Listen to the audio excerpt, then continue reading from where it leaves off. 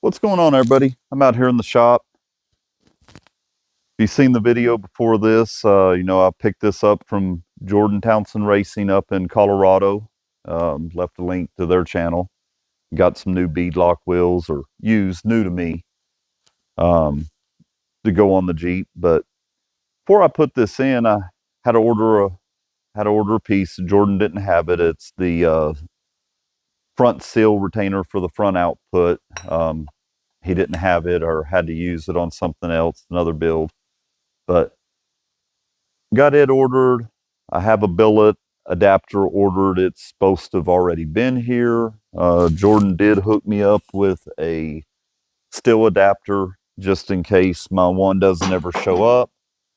But before I put this in, I've got to fix the reason why it happened. Yes, I stuffed the front axle into some holes going over a dune because I was driving too fast. But the reason why I was driving too fast is I've been fighting an issue with this Jeep from day one. Two different engines now have been fighting the same issue.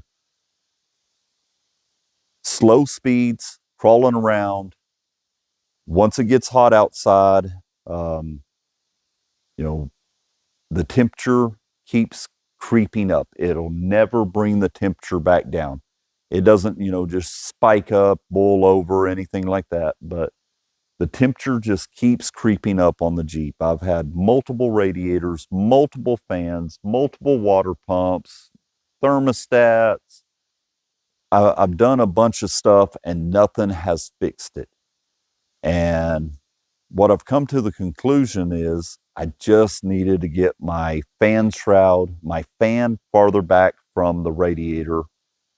And it was a major process to do it, because my air piping from my throttle body over to my air filter was basically right behind my radiator, and I couldn't get the fan back any farther than what I had it without doing major modifications. Well, after this, I decided I'm doing major modifications. Had to remove the battery from under the hood, move my air piping over to the passenger side to give me room to clear the alternator. The alternator's on the driver's side, which I'll get the camera and take you up under the hood and show you. But the alternator's on the driver's side, the air box was on the driver's side, and I only had, X amount of room to squeeze in between the radiator and the alternator. Let me show you what I was working with. Right here's my throttle body, and let me zoom in. Right there is that's my air filter. Well, the alternator is this right here, was in the way, and this is the fan. Now I've got it back about as far as I can go, but I put a tight radius 90 on, and I brought the air piping. Let me zoom back out. Put a tight radius 90 on and bringing the air piping this way. I've got a little temporary setup here right now. How to bring this air piping this way. Now I've got about 4 inches from the fan blades to the cores, like this right here, but on the other side. I've got about 4 inches gap between the fan and the radiator. And now, let's see if I can position the camera. I'm holding a tripod, fully extended, standing on a step stool. Okay, before with the fan here, all it was doing was pulling the air directly in front of the fan. I could put a towel up against the radiator, and the corners of the radiator just wasn't moving any air through them. The farther back I went with the fan shroud, moving the fan back, that area got bigger and bigger. Well, I had to go back this far to get good flow across the whole radiator. I should have done it sooner before I stuffed the front drive shaft. We learn from our mistakes, I guess. I'm human. But this is where the battery was located. And to move the air filter over here, I have to relocate the battery. All of this electronics right here was mounted right here. You can kind of see the holes. All this stuff was mounted up here, connected over to my battery. My air conditioning dryer was right up here at the edge of it. So I had to do a lot of modification. I've been working on that over the last couple weeks, but I'm trying to keep it all nice and clean. I've done stuff like this is my radiator overflow tank that's Frenched into the fender. Wanted that nice and clean.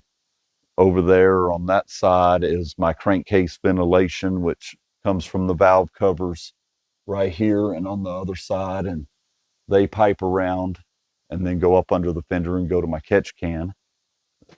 I guess I could show you all that. I had to take the camera off the tripod. That's my overflow tank. It's hidden up right here behind this light. No way the tire can get into it. Did put some King shocks on the front. Got them for the rear, just haven't built mounts for it. But there's the overflow catch can, or not overflow, but catch can for the crankcase ventilation. Hopefully,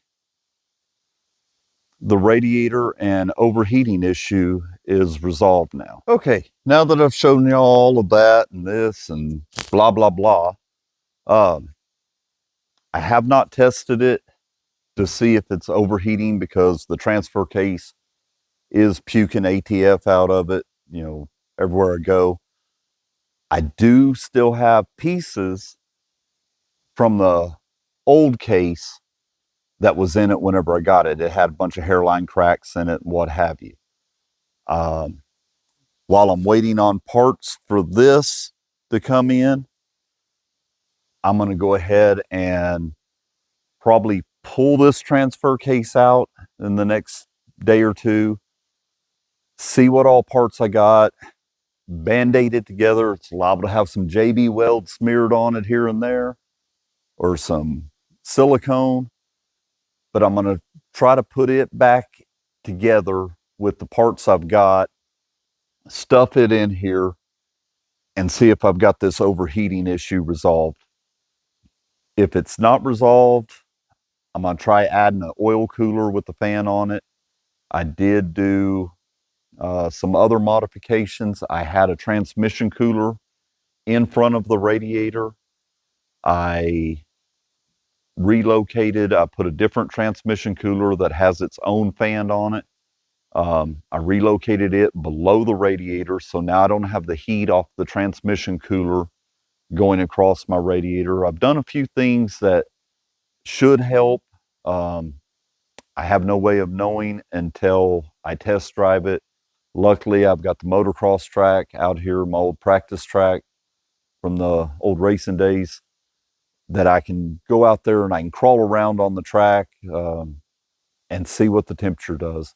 I've got to recharge the AC system because I built new hoses, moving everything around. But I'll fill the Freon up in the next day or two. Hopefully, it won't take me long to swap some pieces around on the this broken case to that broken case, and can put it back together and test it out. And maybe before I get that done, the pieces will come in for this, which that's going to be a big project. The other transfer case, I'll show you.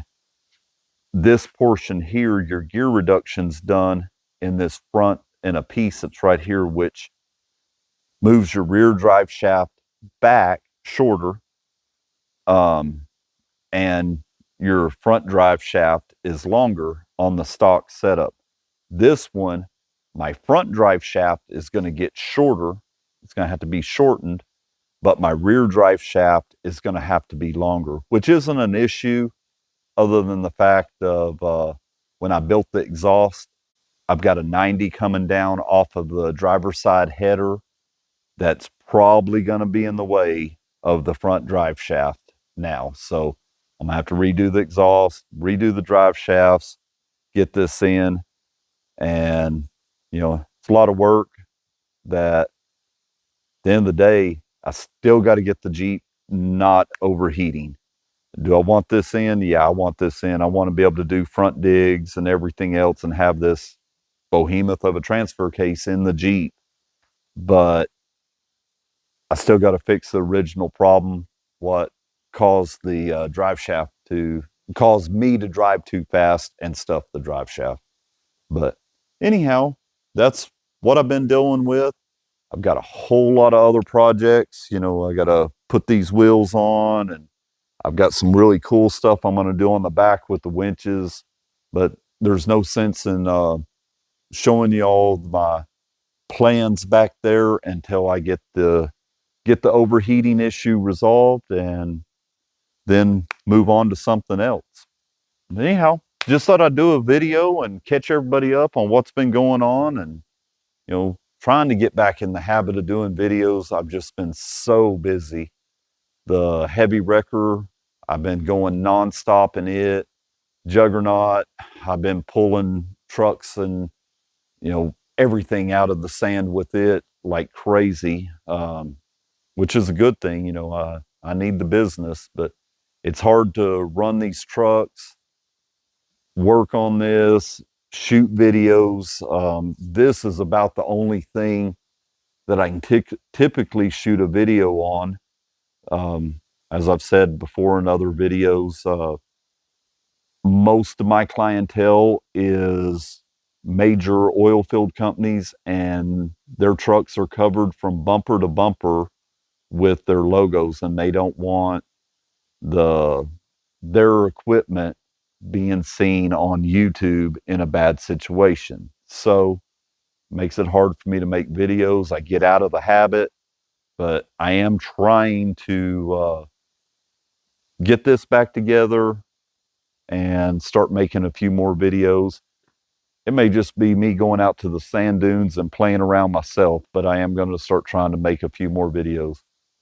So everybody's caught up, kind of. Other things I've done, but until I get this done, that'll about sum it up for now. And hopefully, I'll be making a video bragging about how well the radiator's working. Hopefully, I'm not making a video about how crying about the fact that it's still overheating, but hope to be making another video real soon. And until next time, thanks for watching.